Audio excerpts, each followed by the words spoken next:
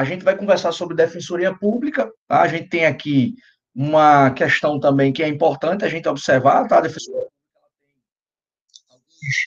poucos dispositivos na Constituição, eu vou fazer aí a projeção para vocês, tá? Tem alguns poucos dispositivos, mas são dispositivos importantes que, de alguma forma, dão a conformação constitucional da Defensoria Pública, tá? Um órgão extremamente importante, né? É uma novidade da Constituição Federal de 88, existia, antes da Constituição de 88, uma certa atuação do Estado, no sentido de tentar auxiliar as pessoas, né, necessitadas, tanto no processo penal quanto no processo civil, mas nada institucionalizado, como a Constituição fez com a Defensoria Pública, né, criando esse órgão, essa instituição extremamente importante, tanto a nível de União quanto a nível, né, dos estados. Então, a primeira ideia aqui é a gente notar que a Defensoria Pública ela é uma criação da Constituição de 88, embora o Estado brasileiro tentasse, de alguma forma, né, oferecer esse apoio, né, esse auxílio, essa assistência efetiva para aqueles que, na forma da lei, não teriam condições, né, sem prejuízo do seu próprio sustento, patrocinar uma causa no judiciário, tá? Mas a gente vai discutir sobre isso, e eu já vou fazer aqui a projeção para vocês, para que a gente faça algumas anotações, algumas leituras, e aprofunde aqui no nosso conteúdo, tá? Só para vocês terem uma ideia, antes da gente fazer aqui também algumas anotações, o órgão, né, Defensoria Pública, é um órgão relativamente novo, porque criado pela Constituição de 88. Isso é tão verdade que em alguns estados, por exemplo, do norte, você tem, assim, as sedes, né, da Defensoria Pública apenas na capital, você não tem comarcas que são abrangidas. Se você for olhar aqui em Pernambuco, existem comarcas que são aquelas chamadas comarcas de terceira instância, que não existe também uma atuação efetiva da Defensoria Pública, né? Ela já vem passando por alguns anos, nos últimos anos, por um processo de ampliação e de valorização da carreira também, né? Se você for olhar aí 2 concursos anteriores aqui em Pernambuco, acho até que eu já devo ter compartilhado isso com vocês. Se forem olhar aí 2 concursos anteriores da Defensoria em Pernambuco, a remuneração do defensor público no Estado era equivalente a de um técnico do Tribunal de Justiça do Estado, né? Com o avanço, né, com a valorização da carreira da Defensoria Pública, com essa ideia de autonomia administrativa e financeira, que já eu vou falar com vocês aqui, as defensorias públicas tomaram, né, um outro caminho, um outro rumo, e a gente tem visto aí uma valorização da carreira e remunerações realmente que são compatíveis com a importância e com a atuação dessa instituição, tá? Primeira coisa que eu quero que vocês notem aqui é que a Constituição, né, ela traz esses 2 dispositivos aqui que dão uma conformação constitucional da Defensoria Pública, né? Especificamente aqui que vocês estão vendo na tela, o artigo 134 da Constituição, e mais embaixo aqui um artigo 135 que tem, né, uma conexão direta aqui com o que a gente está falando em relação à Defensoria Pública. Olha só, a gente pode extrair algumas lições aqui, né, acerca da Defensoria Pública a partir da leitura desse artigo 134, que eu quero que vocês acompanhem a leitura comigo. O texto diz assim, o texto constitucional: a Defensoria Pública é instituição permanente, né? Vejam que é uma expressão muito parecida com aliás, é a mesma expressão que se usa em relação ao Ministério Público, né? É uma instituição permanente, essencial à função jurisdicional do Estado, incumbindo-lhe como expressão e instrumento do regime democrático, fundamentalmente, né? Ou seja, uma das atuações principais aqui da Defensoria Pública, né, é a orientação jurídica e a promoção dos direitos humanos e a defesa em todos os graus aqui, né, judicial e extrajudicial, dos direitos individuais e coletivos, de forma integral e gratuita, aos necessitados na forma do inciso 74 aqui, do artigo 5º da Constituição. Então, olhem só, um primeiro elemento aqui que é importante a gente destacar, que a Defensoria Pública ela é uma instituição extremamente importante, né, no acesso à jurisdição. Vejam e lembrem-se disso, né, das aulas de teoria geral do processo. Você tem aquela ideia da capacidade postulatória. Isso significa dizer que não são todos aqueles que podem bater as portas do judiciário, né? Salvo raríssimas exceções, em que você pode bater as portas do judiciário sem advogado, você precisa ter um advogado, né, legalmente constituído para poder patrocinar em juízo a sua causa. Então, imagina se você, toda vez, para bater as portas do judiciário, precisasse de um advogado e não tivesse condições de custear, né, de ter alguém ali que pudesse defender em juízo os seus direitos, como é que ficaria a sua situação? A gente teria, de alguma forma, né, o impedimento a um direito que é fundamental, que é a ideia aqui, ó, de acesso, tá? A ideia aqui de acesso à jurisdição, ok? Então, o acesso à jurisdição é um direito fundamental. Inclusive, tem uma obra muito conhecida, né, de Mauro Capelletti, em que ele fala, discorre exatamente sobre mecanismos aqui que são efetivos, né, e facilitadores do acesso à jurisdição, e também quando se encontra em determinadas ordens jurídicas requisitos muito severos, né, muito complexos de acesso à jurisdição, e que de alguma forma você acaba obstaculizando ou impedindo, né, o acesso à jurisdição. Então, vejam que, nesse sentido aqui, a Defensoria Pública ela tem uma atuação muito importante quando ela vai patrocinar causas de pessoas que são necessitadas, né? Os famosos, aqueles que são pobres na forma da lei, aqueles que não poderiam, sem prejuízo do seu próprio sustento, patrocinar ou custear, né, um advogado privado. Então, percebam aqui, tá? Geralmente a gente ouve essa expressão, e o direito fundamental que está lá no artigo 74, ele fala de assistência judiciária, aliás, ele fala de assistência jurídica. Vocês estão vendo aqui o que é que o texto está falando, orientação jurídica, assistência jurídica, não é assistência judiciária, porque se a gente levasse em consideração aqui a atuação da Defensoria Pública apenas como assistência judiciária, a gente estaria dizendo que a Defensoria Pública teria uma atuação restrita apenas à esfera judicial, quando isso não é verdade, tá? É muito comum, por exemplo, a Defensoria Pública fazer pedidos administrativos, por exemplo, junto ao INSS para concessão de benefícios, né? Pessoas que estão sendo assistidas ali pela Defensoria Pública. Então, a atuação ela é muito mais ampla do que simplesmente a atuação jurisdicional. Por isso que se fala aqui de assistência, né, jurídica, o que traz um significado mais amplo e não assistência judiciária, tá? Então, professor, visualizar só um minuto. É importante aqui a gente visualizar essa questão conceitual, né, porque ela faz aqui a gente entender bem como é que a Constituição atribui essas competências à Defensoria Pública, tá? Então, é uma atuação mais ampla, não é simplesmente uma assistência judiciária, simplesmente, tá? Diga aí, doutora. oi, professor, boa noite, doutora, que é isso, quem me dera. Veja só, eu fiquei pensando aqui, se, vamos supor, eu como defensora, se eu teria a mesma autonomia que um advogado particular de não querer aceitar determinado cliente. Eu posso fazer isso, de falar assim, ó, eu sei que está aqui na fila, mas eu acho que a causa dele não, né, não condiz com os meus princípios, não quero pegar. Posso fazer Entendi. isso? Tenho essa Vamos lá, autonomia? essa tua pergunta é interessante. É interessante porque a gente pensa e a gente reflete sobre a atuação do defensor público, tá? Olha só, falo já sobre isso, Michele. Isso é uma questão importante, tá? Veja, o que a Defensoria Pública faz, por exemplo, num processo judicial? Tá? Qual é a função? E entendendo a função, de repente, a resposta ela chega. A função do defensor público num processo judicial é garantir o contraditório e a ampla defesa, garantir o devido processo legal e garantir que os direitos fundamentais mais básicos daquele que está sendo acusado pelos crimes mais bárbaros seja respeitado. Então, veja que a função da Defensoria Pública ela é muito mais ampla do que simplesmente quando se defende uma causa individual, você está, na verdade, defendendo os interesses da sociedade. Então, a ideia aqui é, se você não concorda, né, e você talvez faça até uma diferença do ponto de vista moral. Lógico que isso é até uma discussão que se faz em relação aos advogados criminais, advogado de bandido, defendendo bandido. Não, ninguém está ali fazendo um juízo de valor e concordando com a conduta criminosa que foi praticada.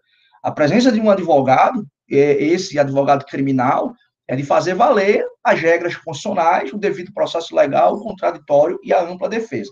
Parênteses, né, professor? O senhor está sendo, digamos assim, muito romântico com essa sua teoria aí, porque eu conheço advogados criminais. Eu trabalhei na Câmara com um cara que era defensor do Thundercat. Não, deixa eu concluir o Isso raciocínio. era cada situação que, assim, nem todo advogado criminal segue pelas linhas certinhas, não. Deixa eu concluir. Peraí, deixa eu concluir o raciocínio. Maus profissionais existem em qualquer lugar, certo? Maus profissionais existem em qualquer lugar. Se você conhece um ou outro caso que alguém ali estava defendendo porque concordava e era bandido, etc., isso é uma exceção. A gente tem muitos outros exemplos, inclusive de colegas nossos que transitaram, que circularam nas mesmas quadras que a gente na ESO, por exemplo, que são exímios advogados e que fazem valer a lei e a Constituição. Então, os maus profissionais, os maus exemplos, a gente encontra em tudo quanto é lugar, tá? Então, isso não é uma tese minha, isso é um fundamento constitucional, isso é estatuto da OAB, isso é advocacia, esse exercício pleno, né? E, afinal de contas, o artigo 133 diz que a Constituição, que o advogado é indispensável à administração da justiça. Então, maus exemplos a gente tem em tudo quanto é lugar, tá? Não dá para a gente fazer essa generalização aqui. Mas o que eu estava dizendo era, quando você tem um advogado que vai lá atuar numa causa criminal, e essa função aqui, ela também é feita pela Defensoria Pública, o que se vai fazer naquele contexto ali é fazer valer o devido processo legal. É impedir, por exemplo, que o juiz profira uma sentença, sendo ele impedido ou sendo ele suspeito. É tentar colocar o dedo na ferida e dizer que o contraditório não foi exercido, que a ampla defesa não foi exercida.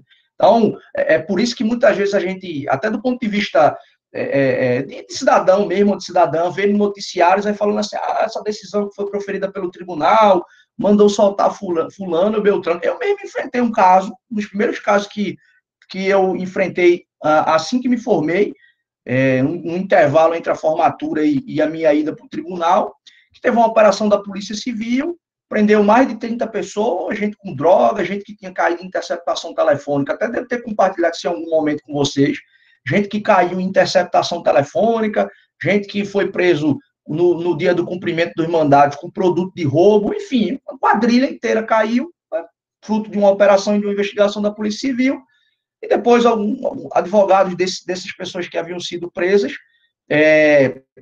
encontraram uma brecha. Muitas provas foram colhidas a partir de uma infiltração de um agente da Polícia Civil sem autorização judicial, a prova produzida de forma ilegal. Então, vai fazer o quê? Cumpriram o devido processo legal, respeitaram o que a lei determinava que só um magistrado poderia autorizar, não fizeram isso. Então, nesse sentido, a atuação aqui ela é voltada para encontrar, de fato, as brechas, para encontrar, de repente, alguma teoria, alguma tese que traga, de alguma forma, benefício para o cliente. Então, é essa técnica que precisa ser levada em consideração. Mas o que eu estava dizendo aqui, né, e respondendo a sua pergunta e a sua provocação, existem essas situações, mas isso é informal, Lilian. Isso é informal, tá? Não existe nada. As situações que são registradas, algum defensor público declinando, dizendo que não quer atuar naquela causa, porque ele não concorda, né, fere os princípios dele, etc., isso gera um problema maior, né? Porque aí vai envolver processo administrativo, mas informalmente acontece de ter alguém, esse tipo de situação aqui eu não vou pegar, por exemplo, tenho notícias de defensoras públicas que têm dificuldade de atuar em causas que envolvem violência doméstica, não é? Eu penso exatamente nisso, professor. Eu não conseguiria atuar em causas de feminicídio. Mas, veja, eu penso justamente nisso. Informalmente, chegar para, sei lá, chefia lá e falar, passa aí para o próximo defensor, que eu não vou seguir, eu não vou conseguir fazer o melhor para ele, porque eu vou ter muita coisa. Acontece. Eu penso em sempre, assim, né? Não quero advogar, mas o futuro a Deus pertence, né? Se no caso de eu ter que fazer isso, eu vou querer fazer o melhor para meu cliente. Mas tem certas coisas, certas causas que a gente precisa saber a nossa limitação. Claro. Saber tem causas privadas também. Que exatamente. Assim, né? Qualquer uma, que ali a gente não vai fazer o nosso melhor E a gente tem que ter a hombridade de saber o nosso limite e falar, eu não vou fazer o melhor nessa causa, por a outro.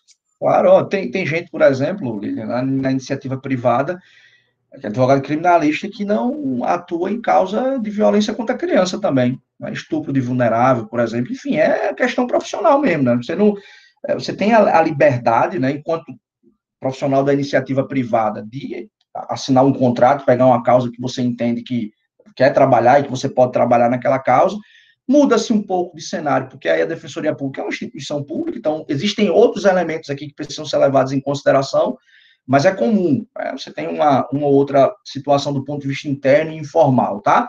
Mas eu quero ainda pegar um gancho nessa pergunta que você fez, que ela é importante, e olhar esses dois comentários que foram feitos aqui por Michele e por Magno também, né?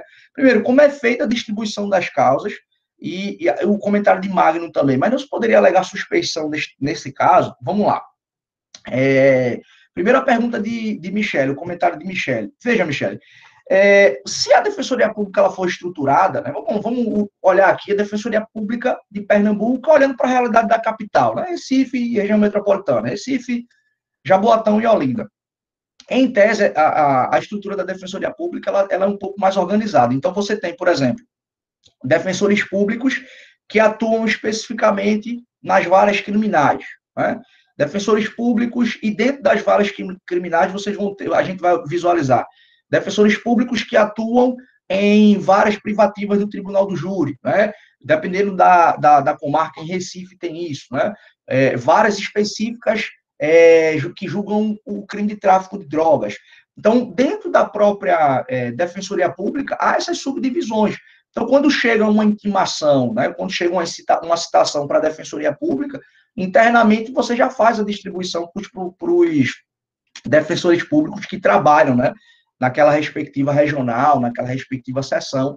Então, eu não vou dizer para você que é uma distribuição parecida com a que tem no judiciário, mas é uma distribuição automática, tá? Você geralmente tem os núcleos, né, que trabalham com as determinadas temáticas, e quando o processo vai chegando na defensoria, num processo informatizado, você vai levando em consideração lá essa distribuição, tá? Então, eu falo de uma realidade de uma defensoria pública mais organizada. Se for uma regional da defensoria que tem 2 ou 3 defensores públicos, não tem o que fazer, né? Vai chegando e aqueles que estão ali na vez é que vão pegar absolutamente tudo, não tem como você fazer essa diferenciação, tá? Mas basicamente é um processo aqui informatizado de distribuição. Muito parecido também com a Defensoria Pública, aliás, com o Ministério Público, com a Advocacia Pública também, tá? Já se leva em consideração esse processo aí de distribuição informatizada, até porque tem que se levar em consideração também, e nesse sentido o processo informatizado ajuda, porque você tem uma distribuição, digamos assim, equilibrada ou igualitária para os advogados públicos, né? Para os defensores públicos, para os membros do Ministério Público, e aí um processo informatizado ele pode ajudar nesse sentido. Um comentário aqui, / pergunta que Magno está fazendo também. Mas, Helder, nesse caso aí não poderia haver uma alegação de suspeição? Magno, eu vou ser chato aqui quanto à questão técnica, tá?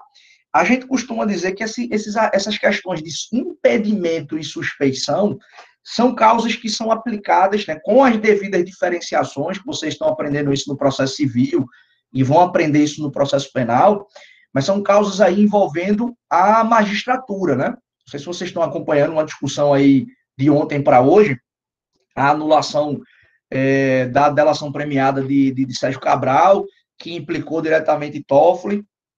Toffoli era um dos interessados naquele julgamento, e ele participou do julgamento e deu uma votação no sentido de anular, né, aquela delação premiada. E aí você fica perguntando, se ele tinha um interesse na causa, ele não teria também essas causas de impedimento e de suspeição? Isso também é aplicado ao ministro do Supremo, só que com uma diferença, né? Quem tem que acolher ou não aquela eventual arguição de impedimento ou de suspeição é o próprio ministro, geralmente, não se tem notícia, né? Tem até um livro muito bom, recomendo que vocês, eu falei anteriormente de advocacia pública, né? Tem um livro muito bom de um pernambucano, Douglas Zaidan, professor Douglas Zaidan, advogado procurador federal, né? De um dos ramos aí da advocacia da União. Ele é procurador federal, atualmente é professor lá na UXAL, na Universidade Católica de Salvador, e o livro dele, que foi fruto da sua tese de doutorado, é exatamente analisando os processos de impedimento e de suspeição dos ministros do Supremo Tribunal Federal. E esqueça, tá? Tem causas que são realmente muito, muito claras ali de que o ministro não poderia atuar, e aí não tem isso não, tá? Quando tem algum tipo de arguição, algum tipo de provocação, o ministro senta em cima e avança no julgamento. Então, talvez o termo técnico, tá, Magno, em relação à Defensoria Pública não seria esse, mas isso é um argumento que o defensor público ele poderia levar em consideração, né? Ele poderia, eventualmente, apontar, por exemplo, né? Isso é comum acontecer, né? Não tenho dados, mas imagino que isso seja comum. Você tem por exemplo, você é defensor público, Mário, seu irmão é juiz, né? E você pegou um caso ali em que o seu irmão é o magistrado da causa, né? Então, nesse caso aí, você pode tranquilamente fazer o quê? Diz, olha, eu não vou atuar porque eu tenho algo direto aqui que me impede de atuar, né? Um grau de parentesco aqui entre o patrono e o magistrado e etc, né? Então, nesse caso aí, você pode levar em consideração isso, tá? Vou colocar agora Douglas Aidan, tá? Procurador federal, trabalha lá em Salvador, um cara muito bom, um pesquisador de mão cheia, tem muitos textos bons dele aí também na área de história, né, do direito constitucional, vale muito a pena. Tá? Depois pesquisem aí, que ele tem trabalho sobre o assunto também. Tá? Então, essas questões, só para avançar aqui na tua provocação, Magno, ela acaba sendo, digamos assim, tendo argumentos mais flexíveis e mais frágeis para você levantar isso no âmbito da defensoria pública, né?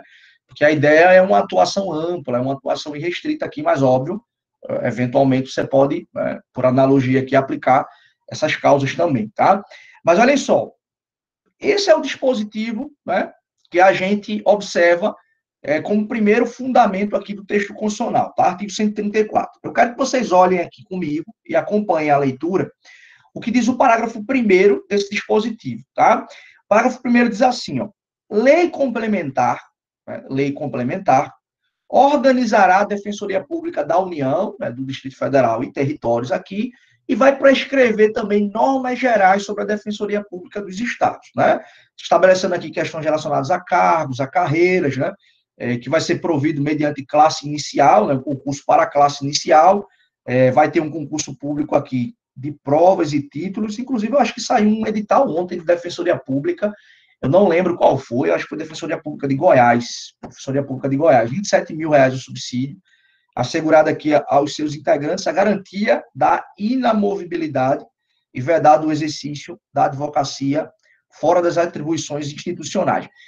Quando a gente faz a leitura desse dispositivo aqui, tá, pessoal, você tenta perceber, ou você consegue perceber um mix aqui de algumas questões, por exemplo, a inamovibilidade, né, que é uma prerrogativa da magistratura e do Ministério Público, aparece aqui também para o defensor público. Então, isso é uma forma de garantir a ele que não seja, né, removido de uma comarca para outra como forma de retaliação pela sua atuação, como forma ali de alguma forma, uma sanção informal por conta da sua atuação enquanto defensor. Então, é garantido aqui essa inamovibilidade, a menos que haja um interesse público e haja possibilidade, inclusive, de manifestação realizando ali contraditório e ampla defesa, se levar em consideração contraditório no sentido aqui administrativo, tá? Eu dizer, olha, estão me mudando de lugar por quê? Qual é o fundamento disso aqui? A outra comarca tem um número X, tem um número Y de defensores, tá? Então, você tem aqui uma tentativa da carreira ter algumas prerrogativas também. Óbvio que não dá para a gente transpor tudo que existe para a magistratura e para o Ministério Público para a Defensoria Pública, pelo menos hoje, né? Porque são atuações distintas, mas a Defensoria Pública tem algumas prerrogativas, dentre elas aqui a ideia da inamovibilidade. Então, um concurso público extremamente importante também, e se você for olhar, for notar, os concursos da Defensoria Pública nos últimos anos também têm se aproximado em muito dos concursos de Ministério Público, de magistratura, chegando inclusive a realizações de fases orais, né, de avaliações orais aí em várias defensorias públicas. Então, esse protagonismo, né, essa valorização da carreira nos últimos anos tem tornado, inclusive, o seu ingresso, aumentou-se aqui o nível de complexidade para ingresso nas carreiras da Defensoria Pública. Detalhezinho importante aqui, tá? Vocês devem ter notado, inclusive quando eu falei isso no Ministério Público, quando eu falei isso na Defensoria Pública, que a Constituição, ela sempre reclama, né, lei complementar aqui para estabelecer a regulamentação de uma determinada carreira, né? Talvez haja uma explicação aqui. Vocês devem se recordar lá das aulas do ano passado, de Poder Legislativo, do semestre passado, que a diferença entre lei complementar e lei ordinária, primeiro é o quórum, né? O quórum para aprovação de uma lei complementar é maioria absoluta, o quórum de aprovação de uma lei ordinária é maioria relativa, né? Ou maioria simples, a metade mais um dos presentes ali àquela sessão, desde que estejam presentes ali a maioria absoluta, né? Professor, uma pergunta pessoal, se fosse para escolher uma carreira pública, qual seria? Por quê? Carreira de professor, Lilian, daqui a pouco eu falo sobre isso. E vocês devem ter notado, né? Vocês devem ter notado que todas as carreiras, as normas gerais, a Constituição está reclamando uma lei complementar. A primeira diferença é a questão do quórum, né? E isso aqui fica muito claro, porque às vezes o aluno, eu recebi até uma pergunta esses dias, uma dúvida de um ex-aluno meu da Faculdade de Vitória, ele perguntou, professor, me ajuda a diferenciar um pouquinho lei complementar e lei ordinária em matéria tributária, como é que é isso e etc. Eu disse, olha, cara, além do quórum, uma outra diferença é, quando é lei complementar, a Constituição diz isso claramente.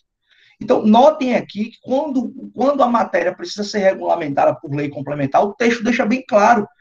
Se você voltar lá atrás, lá para o artigo 18, e você for encontrar lá, autorização para criação de município, criação de território, né, criação de estado, tudo em lá você tem a lei complementar. Então, aqui é basicamente o seguinte, aquilo que a Constituição diz expressamente vai ser regulamentado mediante lei complementar, e aquilo que ela não reclama, lei complementar expressamente, é naturalmente lei ordinária, né? Quando você encontra assim na Constituição, nos termos da lei, nos termos de lei específica, é tudo lei ordinária, tá? Agora, lei complementar aqui é exatamente aquilo que a Constituição diz expressamente, e o quórum é maior, né? O quórum é de maioria absoluta. E por que isso? Talvez se explique, né? Porque, olha só, primeiro que essa lei aqui, que traz normas básicas da carreira, como o próprio nome já está dizendo, ela está trazendo a organização e o funcionamento. Ela está trazendo um pouco mais de detalhes acerca daquilo que o texto constitucional está falando sobre o assunto. Então, se ela está trazendo ali normas diretivas, né, que vão ser aplicadas no funcionamento, na organização e na atuação das respectivas carreiras, é importante que haja o quê? Como pressuposto, por óbvio, né? Que haja uma maturidade no debate, que haja um consenso maior para a aprovação daquela respectiva lei, e por isso que se pede aqui uma maioria absoluta, tá? Ou seja, um quórum maior, que vai demandar aqui um pouco mais de detalhe, um pouco mais de debate, um pouco mais de amadurecimento, tá? Você pode estar perguntando, tá, Helder, a Constituição está dizendo aí no parágrafo 1º que essa lei complementar, ela vai estabelecer essas normas gerais, vai estabelecer a carreira da DPU, a Defensoria Pública do Distrito Federal e Territórios, e vai estabelecer normas gerais para as defensorias públicas dos estados. Qual é a pequena diferença aqui que eu quero que vocês notem? Né? Que é a União, naturalmente, quem vai regulamentar de modo pleno a atuação da Defensoria Pública da União, ok? E também, por força do mandamento constitucional previsto lá no artigo 22, né, dentre as competências privativas da União, está aqui organizar e manter a Defensoria Pública do Distrito Federal e dos territórios. Essa lei também é aplicada integralmente à Defensoria Pública do Distrito Federal e territórios, tá? Agora, o detalhezinho aqui é o seguinte, eu já vou colocar, inclusive, aqui no chat para vocês observarem, tá? Essa lei complementar, ela existe, e é exatamente essa que eu vou colocar no chat aqui para vocês, depois, se quiserem, realizar a leitura, tá? Vocês estão vendo aí, é a lei complementar número 80, ela foi aprovada lá em 94, tá? E ela trata da organização da Defensoria Pública da União, do Distrito Federal e de Territórios, e trata normas gerais, tá? Sobre Defensoria Pública dos Estados. Ela, obviamente, não vai esgotar o tema, porque existe aqui a autonomia do Estado de criar a sua própria legislação sobre o assunto, mas ela trata, né? Olha, tem que ter um conselho superior, é importante que a Defensoria Pública ela tenha atuação nas comarcas mais afastadas, que se privilegie isso em detrimento daquilo. Se estabelece normas gerais, tá? Mas que não esgotam o tema, essas normas gerais, porque cada estado vai ter a sua própria legislação sobre o assunto. Então, a título de curiosidade também, vou colocar aqui no chat para vocês observarem, né? Aqui em Pernambuco, é essa legislação, né, que trata sobre questões específicas sobre a Defensoria Pública do Estado, né, que é exatamente a Lei Complementar número 20 de 98. Então, ela traz aí regras gerais, ela já foi alterada algumas vezes, mas, basicamente, a gente tem que trabalhar com essa norma geral, né, essa Lei Complementar 80, aqui de 94, que se aplica integralmente, né, ela trata tanto de normas gerais quanto de normas específicas para a DPU e para a Defensoria Pública do Distrito Federal e Territórios, e ela dispõe de normas gerais para as defensorias públicas dos estados, porque cada estado vai ter a sua legislação específica, e a de Pernambuco é exatamente essa daí, ok? Então, notem que existe essa característica, tá? Lilian, eu ainda acho que essa sua pergunta, né, que você fez há pouco, ela ainda tem, de repente, um complemento, porque talvez o próprio texto constitucional, ele dê um pouco de um indicativo de que isso pode até acontecer, né, informalmente, ou, enfim, conforme a gente já conversou agora há pouco, mas eu quero que a gente tome um pouco de cuidado e preste atenção no que a gente vai observar aqui, tá? Deixa eu ver. A pergunta aqui que alguém colocou, Diego. A Defensoria Pública não tem um conselho, né, professor? Como o CNMP ou o CNJ, por exemplo. Está vendo que a Câmara chegou até a analisar uma PEC, número tal, que tratava de uma criação. Mas não foi para frente, não. E aí, qualquer problema a nível de fiscalização tem que ser feito pela própria Defensoria Pública, né? Pela Corregedoria, pelo Conselho Superior. Aí digamos, cada um seu quadrado, tá? Não existe um órgão nos moldes aí do Conselho Nacional do Ministério Público e do Conselho Nacional de Justiça, tá? Mas outro pessoal fala sobre isso, mas a verdade é que nunca se levou à frente, tá? Mas olha só, questão interessante aqui também que a gente vai notar. Olha o que é que diz aí o parágrafo 2º, né, desse mesmo artigo 134. Ele diz assim, ó, tá? Aqui, já aplicando-se diretamente à Defensoria Pública dos Estados, tá? Olha o que é que diz o parágrafo 2º. Parágrafo 2º. São asseguradas a autonomia funcional e administrativa e a iniciativa de sua proposta orçamentária, né, dentro dos limites estabelecidos na Lei de Diretrizes Orçamentárias e subordinação ao disposto no artigo 99, parágrafo 2º, que vai falar sobre o procedimento, né, de consolidação do orçamento e envio pelo chefe do Poder Executivo. E a gente vocês devem se resgatar e devem se valer das lições que aprenderam lá com o professor Romero Alves. Mas vamos lá, vamos entender isso daqui, tá? Porque às vezes gera uma certa confusão. Olha só, se vocês perceberam o que esse parágrafo 2º está dizendo para a gente, a expressão ela é muito clara, né? E veja a quem ela está se destinando aqui. O dispositivo está falando da Defensoria Pública no âmbito dos estados, tá? A Defensoria Pública dos Estados é assegurada aqui a ideia de quê? De autonomia funcional e administrativa. Ou seja, a Defensoria Pública do Estado de Pernambuco, ela tem autonomia administrativa e ela tem o quê? Autonomia funcional e iniciativa da sua própria lei orçamentária. Tá, Helder? Qual é a consequência prática disso? De dizer que a Defensoria Pública do Estado de Pernambuco, por exemplo, ela tem autonomia nos moldes aí do que está previsto no texto constitucional. Presta muita atenção aqui no detalhe, porque isso faz toda a diferença na prática, tá?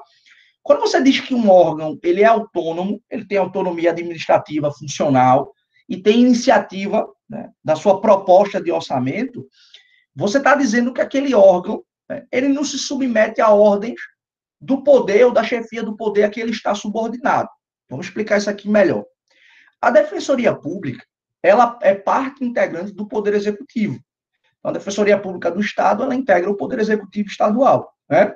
A Defensoria Pública da União, ela integra o Poder Executivo federal, ok? Então, ela faz parte dessa estrutura do Poder Executivo.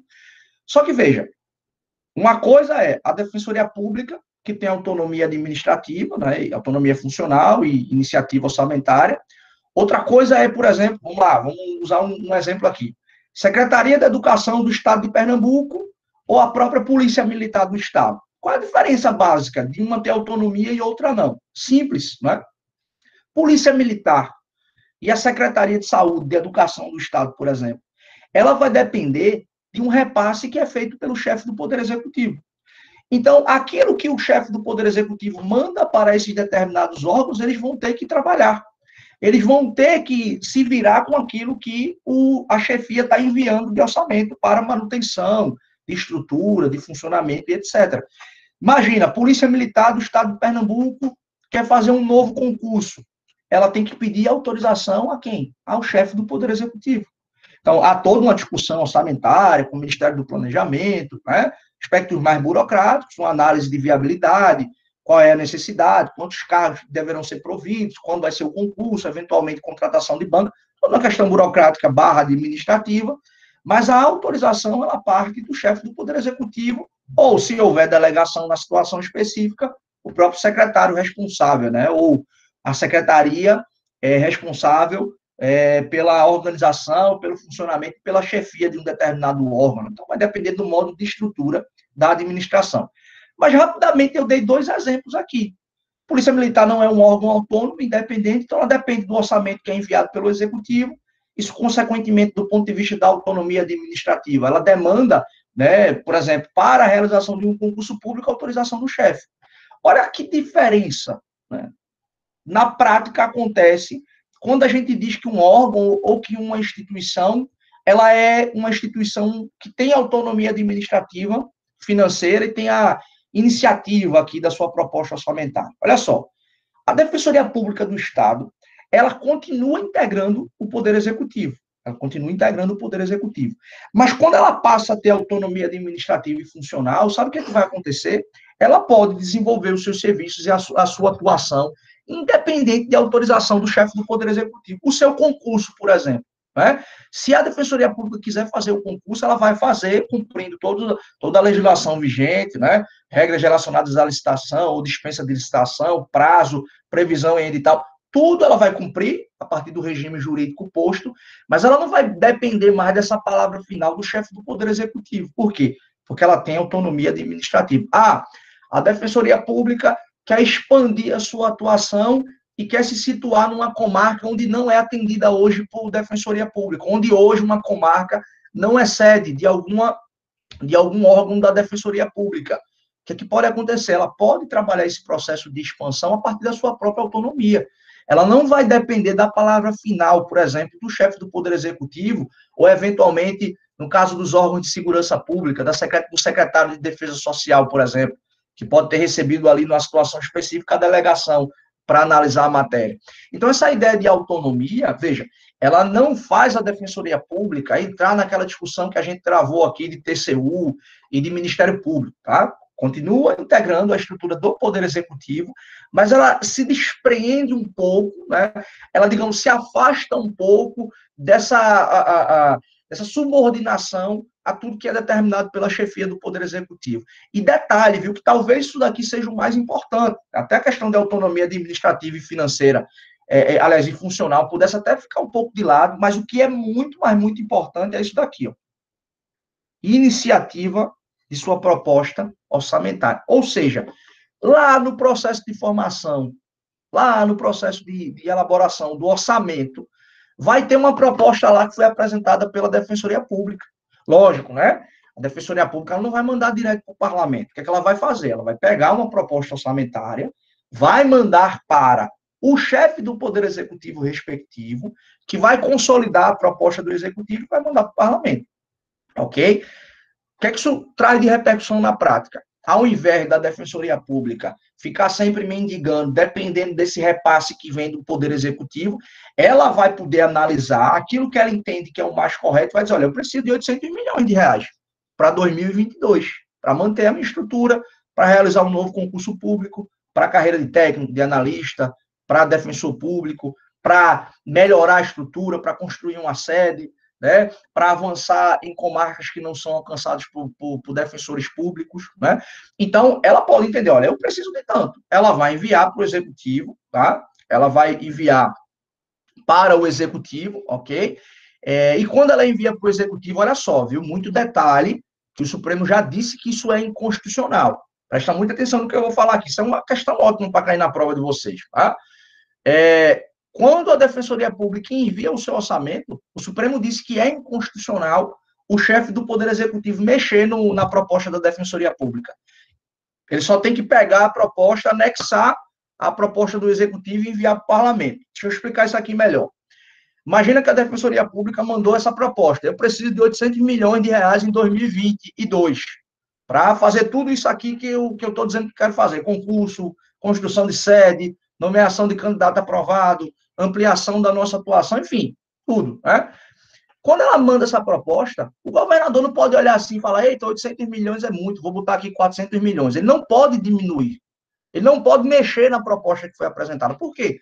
Porque essa iniciativa aqui de proposta orçamentária, ela permite que a própria Defensoria apresente e que aquilo seja apreciado por quem tem a palavra final, que é exatamente o parlamento. Óbvio, apresentar dizendo que quer 800 milhões não significa que a Defensoria Pública vai receber 800 milhões. Ela pode receber 400, 500, 600, 650, mas isso quem vai dar a palavra final é aquele que tem a chave do cofre, né? Já dizia lá o federalista, os pais fundadores lá dos Estados Unidos, né? Quando eles foram trabalhar e desenvolver a separação dos poderes. O executivo tem a espada, né? Forças Armadas, o judiciário ali tem a balança, né? O direito, etc. e tal, e o poder legislativo tem o quê? Tem a chave do cofre, porque é quem aqui é responsável pela aprovação do orçamento. Então, isso é uma repercussão prática. Diferentemente de órgãos que não têm autonomia, que não têm independência, tudo que a chefia determinar vai ter que ser feito. A Defensoria Pública não, ela se organiza, ela presta o seu serviço, ela organiza a sua estrutura e apresenta a sua proposta de orçamento. Tá? Isso aqui é muito, mas muito importante, porque tem uma repercussão prática. Nota esse detalhe aqui, tá? Nota esse detalhe aqui que eu quero chamar a atenção de vocês. Estão vendo aqui o parágrafo 3º, né? Olha o que esse parágrafo 3º diz. Ele fala assim, aplica-se, né, o disposto no parágrafo 2º, ou seja, o parágrafo anterior, às defensorias públicas da União e do Distrito Federal. Ou seja, essa emenda aqui, 74 de 2013, ela também trouxe autonomia funcional, administrativa e iniciativa orçamentária para a Defensoria Pública da União e para a Defensoria do Distrito Federal e Territórios. Olha que engraçado, né? Primeiro foram as defensorias públicas estaduais, né? Oi, Lília.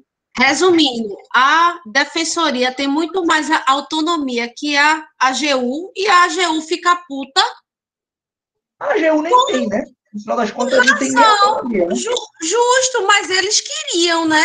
E é uma carreira belíssima, altamente sem independência. E, porra, velho, é complicado. Lília, você tá pensando demais com a cabeça da advogada pública, viu? Total, professor. Eu tenho que pensar no futuro prato que eu comerei. Não é não? Tá certo, exatamente. Vamos lá. E aí, veja, experimentada a boa experiência no âmbito da Defensoria Pública dos Estados, naturalmente, a Defensoria Pública da União e do Distrito Federal e Territórios também buscaram, no decorrer do tempo, essa autonomia, né, que veio acontecer apenas com a emenda 74 de 2013, tá? Então, primeiro foram as defensorias públicas estaduais, depois a DPU e a Defensoria Pública do Distrito Federal, tá? Que ganharam aí essa autonomia funcional administrativa, tá? Então, primeiro as defensorias públicas estaduais, depois a DPU e a Defensoria Pública do Distrito Federal, ok? Então, isso é um detalhezinho importante, porque a gente sempre tem aquela visão, né? De que tudo que está ali na União, tudo que é serviço público federal é melhor e etc. Só que aqui a gente tem um exemplo contrário, né? Primeiro valorizaram aqui as defensorias estaduais, depois isso foi parar a nível de União e também do Distrito Federal, ok? Já rolaram perguntas polêmicas hoje, não interessei, se não rolou, vou fazer. Não teve nenhuma, não. Você ainda não respondeu a minha pergunta acerca da carreira pública. Tá, veja, então, primeiro, professor, né? Já para você ir maturando, fermentando aí, depois, no finalzinho, eu quero que o senhor comente acerca da ação que o seu excelentíssimo presidente Bolsonaro colocou no STF, querendo processar, vamos pegar o caso pontual daqui, Paulo Câmara, acerca das medidas restritivas. Pernambuco está com 95% dos leitos de UTI cheio. Paulo Câmara, que eu já não gosto, e eu chamo carinhosamente de Paulinho Malvadeza. Paulinho Malvadeza teve um momento de luz e está tentando fazer algo. Está sendo gravado. E aí, ótimo, que fique. E aí o seu presidente Bolsonaro, achando pouco não fazer nada, ele ainda está tentando atrapalhar quem faz.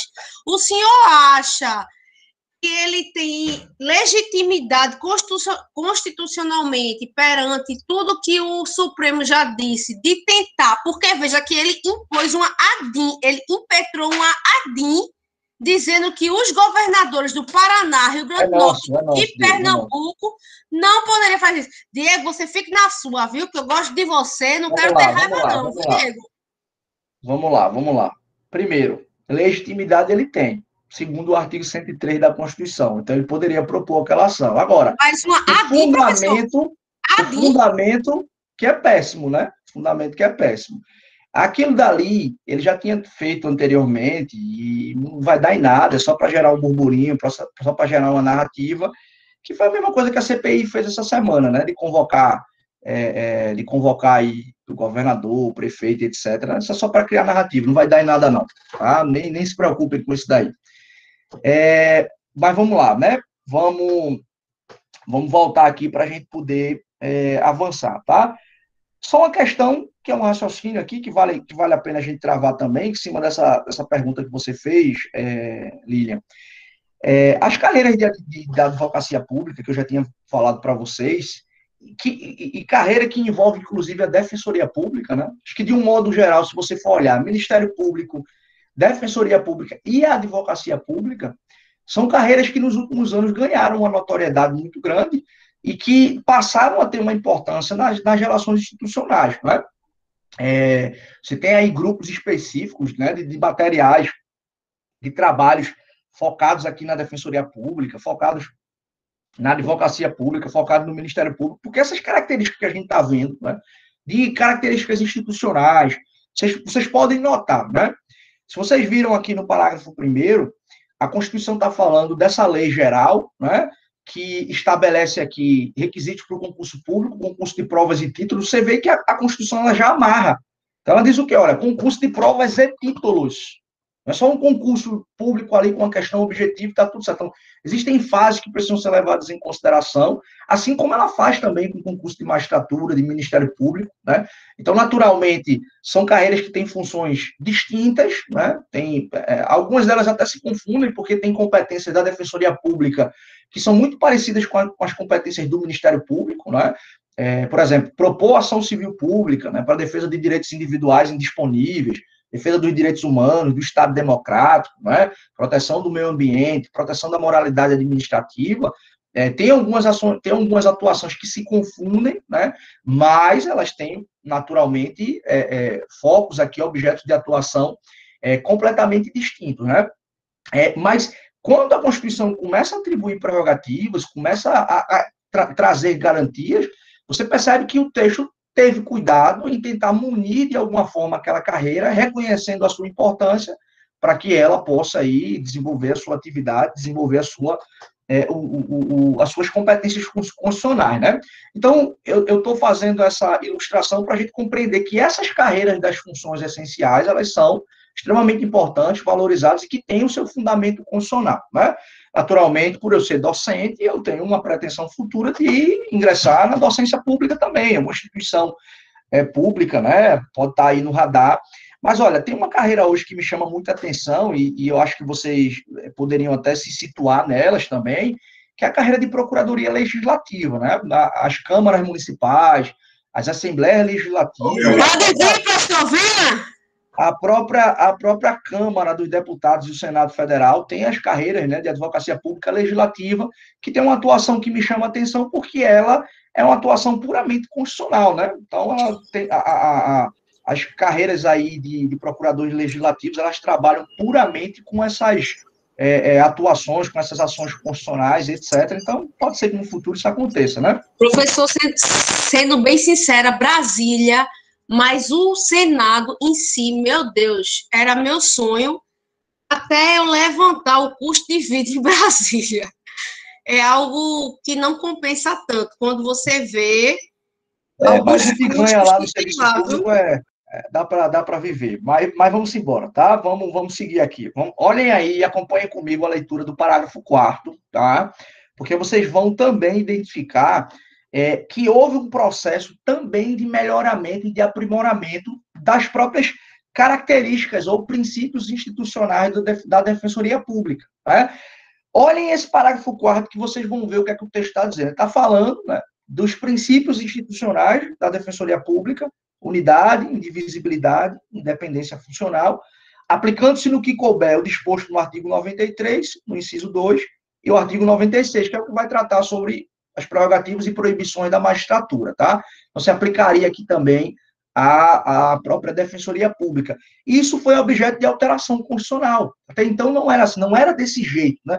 Não se atribuía todas essas características aqui, todos esses princípios institucionais ao Ministério Público. Na verdade, se falava aqui das suas competências, da atuação relacionada à proteção de direitos humanos, né, atuação defendendo aqui os direitos individuais indisponíveis, mas esse processo, né, que vocês estão notando aqui, esse processo de paulatinamente se atribuir autonomia funcional, autonomia administrativa, iniciativa orçamentária, levou a Defensoria Pública a também robustecer os seus princípios institucionais. Então, o defensor público, por exemplo, num caso concreto, ele pode defender a tese que ele quiser. Ele tem a independência funcional de, numa situação concreta, ele entender qual é a melhor forma de defender aquele cliente, né? O cliente ali do ente público, defender o cliente da instituição, num caso específico, de repente, pleitear junto ao INSS o benefício previdenciário para alguém, de usar o argumento que entende que o defensor, né, entende, o que a defensora entende, que fundamenta melhor o pleito daquela pessoa que tá ali sendo assistida pela defensoria.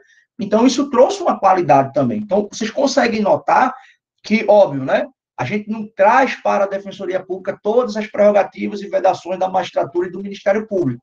Mas quando você olha aqui, você acaba percebendo um mix, né? Você acaba percebendo uma tentativa do texto constitucional aqui de garantir o máximo possível, né? Em termos aqui de prerrogativas e de garantias institucionais. Ela fez isso com o Ministério Público, fez isso com a Defensoria Pública, não fez isso de modo, digamos assim, tão sortido quanto para a advocacia pública, mas principalmente aqui para a Defensoria Pública a gente consegue, né, notar muitas questões importantes, tá? E esse último artigo, o artigo 135, é o que faz remissão ao modo de remuneração do defensor público, né? Esse artigo 39, parágrafo 4º aqui, é o que fala da remuneração mediante subsídio, respeito ao teto constitucional. Então, o defensor público aqui, ele vai receber mediante subsídio, tá? Então, se vocês perceberem, né, aqui são dois dispositivos curtíssimos que tratam da Defensoria Pública, mas que a gente tem condições de extrair muitas lições aqui, né? E, naturalmente, isso pode ser levado em consideração fazendo as leituras dos dispositivos legais da Defensoria Pública, tá? Deixa eu trazer um debate aqui que eu acho que é importante para a gente levar em consideração. Olha só, vocês devem se recordar, né, que no caso da magistratura e no caso do Ministério Público, o candidato ou a candidata ele precisa ter 3 anos de atividade jurídica, não é verdade? Se vocês notaram aqui, a lei, né, a lei aqui, ou melhor dizendo, o padrão constitucional, não é? O padrão constitucional, ele não exige que o candidato ou a candidata ao cargo de defensor público ele tenha 3 anos de atividade jurídica, tá? A Constituição não está fazendo isso expressamente. O que é que acontece? Tá? Eu vou falar aqui da realidade dos estados, porque não é a realidade da Defensoria Pública da União. Ela fala de 2 anos de prática forense, ou prática jurídica, que esse tempo ele é comprovado, inclusive, com o tempo de estágio. Né? O conceito de atividade jurídica ele é mais restrito, né? O conceito de atividade jurídica envolve o desenvolvimento de atividade privativa de bacharel em direito, ou atividade cujo conhecimento utilizado seja predominantemente jurídico, mas ele só é contado a partir da colação de grau. Tá? O termo aqui, prática jurídica, prática forense, ele é mais flexível, ele conta, inclusive, a atividade de estágio, né? Atividade do núcleo de prática jurídica que você faz lá na sua instituição, o estágio voluntário que que você faz aí no fórum, na vara de família, na vara criminal, tá? Então, são conceitos distintos. Mas o texto constitucional aqui, ele não exige, ele não fala de 3 anos de atividade jurídica. O que é que acontece? O que é que acontece? Na prática, a maior parte dos estados adotou os 3 anos de atividade jurídica. Lembra o que eu falei agora há pouco? A Lei Complementar número 80, de 94, o que é que ela fez? Ela trouxe disposições gerais, ok? Ela trouxe disposições gerais. Mas cada estado tem a sua legislação. O que é que começou a acontecer aqui, né? Começou a acontecer um processo de alteração legislativa e muitos estados começaram a estabelecer esses 3 anos de atividade jurídica para a carreira de defensor. No estado de Pernambuco, por exemplo, é assim. Tá? Você precisa ter 3 anos de atividade jurídica. Uma pergunta que a gente precisa refletir também. Tá? Você pode estar se questionando, tá, Helder? Mas o texto constitucional não exige os 3 anos de atividade jurídica. A lei poderia fazer isso, né? A lei poderia ampliar esses requisitos para ingresso no cargo de defensor público do Estado. O Supremo também enfrentou isso, né? E o raciocínio foi muito simples. Tá? O raciocínio foi muito simples. O raciocínio foi o seguinte: se você ler o texto, a Constituição está expressamente proibindo que os estados façam isso, não está proibindo. Então, por uma regra básica de hermenêutica, basicamente é o seguinte: se a Constituição não proíbe expressamente, não cabe um intérprete criar uma regra restritiva, onde ela não esteja prevista ali expressamente. Tá? Então, quando se acrescenta esses 3 anos de atividade jurídica para ingresso na carreira de defensor público do respectivo Estado, isso é uma forma de tentar, né, robustecer e trazer um pouco mais de refino, né, naquele processo seletivo, de tentar atrair o candidato já com uma bagagem jurídica. Então, aqui a ideia a Constituição não proibiu. Se a Constituição dissesse expressamente, né, os requisitos são esses, não podem ser alterados, isso aqui é rol taxativo, isso aqui é rol exaustivo, os estados não poderiam ampliar. Mas, como não há uma regra restritiva nesses dispositivos constitucionais, não caberia ao intérprete criar uma restrição onde o texto não faz expressamente. Tá? Então, nesse sentido, o Supremo reconheceu, sim, que é inconstitucional. Agora, isso tem que estar previsto na lei que trata da carreira. Isso não pode aparecer no edital. Né? Se você tem uma Defensoria Pública do Estado que não exige tempo de atividade jurídica, o edital não pode chegar lá e dizer assim, não, nesse concurso aqui serão 3 anos de atividade jurídica. Por quê? Porque o edital ele tem que ser fiel à lei que regulamenta a carreira. Geralmente você abre um edital de concurso, certamente todas e todos aqui fizeram isso, tá? Um minutinho só. Todas vocês e todos vocês aqui praticamente fizeram isso em algum momento, você vai encontrar lá, né? Sempre aparece assim, requisitos para ocupar o cargo, né? Maior de idade, estar em dia com as suas obrigações político-eleitorais, né? Ter ali a famosa reservista, né? Estar em dia com as suas obrigações militares, ser aprovado no concurso público, né? Se for cargo de nível superior, estar formado numa determinada área, enfim. Então, quando você abre aquele edital, né? Quando você abre aquele edital, e aquele edital, de repente, inova nos requisitos para a carreira, sem que aquilo esteja previsto em edital, você tem que impugnar o edital, entendeu? Diga aí, Lília. Oi. Oi. Eu tinha perguntado já aqui pelo chat. Caso exijam isso, professor, aí eu faço o quê? Petro um MS? Caso tenha, eu faço o quê? Exatamente, você impetra um mandado de segurança, porque o ato ali, né? E aí você pode apontar o Estado que contratou a banca, né, no caso o governador do Estado, ou o secretário que assinou a contratação, enfim, vai ter uma autoridade pública ali e você vai alegar o seguinte: o fato do edital inovar nos requisitos para o acesso ao cargo público, sem que isso esteja previsto em lei, está violando o direito líquido e certo. Qual é o seu direito líquido e certo aqui? De participar da seleção, de concorrer ao cargo público, baseado nos requisitos previstos na lei que regulamenta a carreira e não no edital do concurso. Tá? Então, é mandado de segurança. E em algumas situações, Lília, acontece do pessoal perder o prazo do mandado de segurança, e aí há a propositura de uma ação ordinária com pedido de tutela de urgência, tá? Mas geralmente é mandado de segurança, que é um prazo muito curto, né? De publicação do edital. Faz tempo que eu estudei remédios, mas nesse caso tem que ser algum agente público, né? Não pode ser a banca, no caso, tem que ser o Estado. Veja, É isso você. mesmo? Não. Porque é o seguinte, né?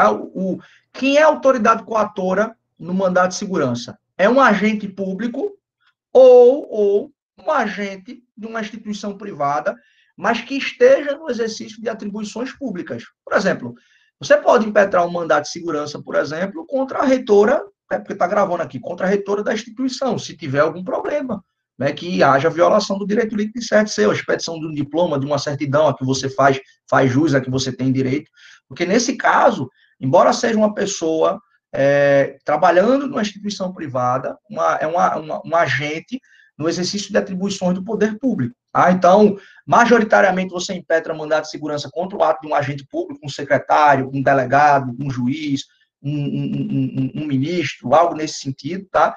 Mas uma pessoa que trabalha na iniciativa privada, se aquela entidade estiver desenvolvendo atividades, né, no exercício de atribuições do poder público, ela pode também figurar como uma autoridade coatora. Nesse caso aqui, você pode apontar, eu já vi muito isso acontecer, né? Até por segurança, para você não saber diferenciar. Você coloca um concurso municipal, você coloca o prefeito, o secretário, né? O secretário que aquele cargo que você está querendo concorrer faz parte da estrutura daquele determinada secretaria, você bota o presidente da banca, né? Que é a banca quem está realizando aquele concurso. Então, no caso do MS, você apresenta um agente, né? Quem é a autoridade coatora. Então, você falou já. Eu ia perguntar se eu tinha que personificar alguém. Você falou prefeito, secretário e não município. Exato. Não é o município, é o prefeito, no caso. É o prefeito, exatamente. Por cautela, o que é que se faz também?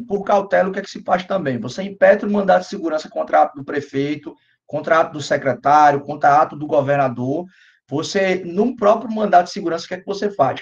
Você pede que o juiz determine a notificação da autoridade apontada como coatora, prefeito, secretário, quem quer que seja, e também, por cautela, que a pessoa jurídica, a que faz parte daquele agente público, também seja notificada. Por isso que deve chegar, não sei se você tem exemplo disso, mas deve chegar direto na Procuradoria do município também, notificação de mandado de segurança contra o prefeito, contra algum secretário, né? Enfim, contra alguma autoridade que, de repente, esteja ali no exercício de atribuições da prefeitura, tá? Mas, por prudência, tá? A lei não determina que a pessoa jurídica seja notificada. Mas se criou uma prática, uma jurisprudência, afinal de contas, a autoridade vai precisar prestar informações. Quem vai prestar informações mesmo é a Procuradoria, não é ela. Então, na prática, acabou se consolidando essa ideia, né? De se notificar a autoridade apontada como coatora e a pessoa jurídica que faz parte. Então, prefeito do município, secretário do município, governador, o estado, e assim sucessivamente, tá? Tranquilo aí, pessoal. Vocês estão vendo, estão notando aqui, artigo 134, tá? Artigo 135, Defensoria Pública. É possível, Helder, eu me deparar no edital 3 anos de atividade jurídica para o cargo de defensor? É possível. Aquilo provavelmente estará aparecendo lá no edital, porque a lei que regulamenta a carreira já está tratando sobre o assunto. Tranquilo? Pergunto, alguém tem alguma dúvida? Alguém tem algum questionamento? Alguém quer fazer alguma colocação sobre o que tratamos até aqui? Tudo tranquilo, né, pessoal? Todo mundo bem aí? Então, deixa eu encerrar aqui a nossa projeção, tá? Vou abrir aqui o sistema de vocês para a gente poder fazer a nossa chamada, tá? Deixa eu abrir aqui.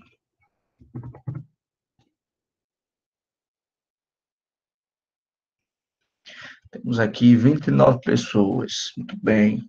Daqui a pouco o coro aumenta quando eu começar a fazer chamada.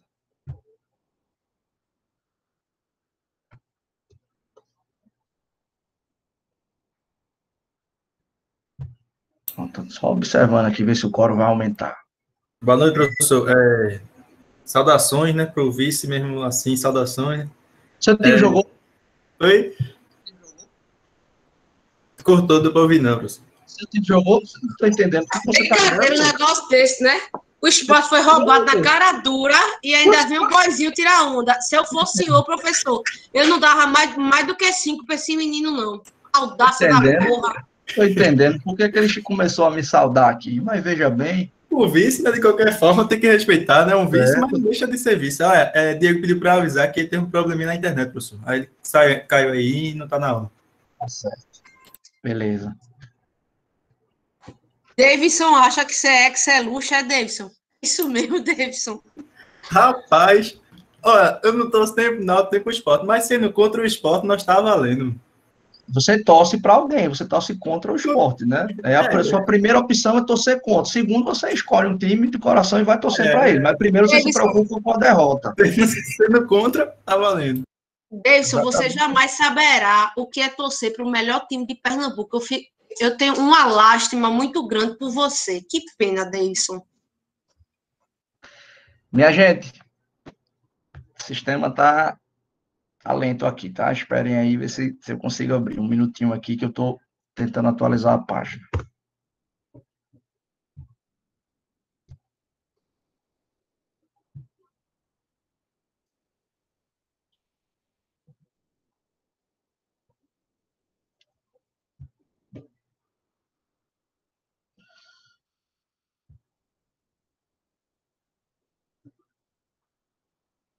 Cadê o doutor Betuel? Tá por aí? Fale sobre a CPI, então, professor. Acompanhou alguns depoimentos dessa semana, como, por exemplo, o nosso doutor Dimas Covas? Não, cara, eu perdi a paciência com a CPI. Já se tem conclusões, já só está cumprindo protocolo, mas já se sabe muita coisa, né? Já tem as narrativas criadas, entendeu? O que precisava saber já se sabe. Enfim, agora é só papagaiada. Inclusive essa aí de convocação do governador, de prefeito, enfim, não perdi o interesse de acompanhar. Eu estou acompanhando uma lá em Teresina, a CPI dos transportes lá no âmbito municipal, que o bicho está pegando lá, recomendo, está mais interessante do que essa CPI do Senado, viu? Por incrível que pareça. Então agora acabou, né, professor? Então agora é Lula 2022, é isso mesmo, primeiro turno, professor. Ria não, professor, finja. Dê uma olhada lá na CPI, rapaz, dê uma olhada lá, a eleição está muito longe, espera a eleição chegar. Beleza, vai encerrar a gravação, não está gravando ainda. Um abraço, doutor Betuel. Era para ter encerrado, né, Davis? Eu que esqueci aqui. Então, vou encerrar agora. O problema é o sistema aqui, abrir que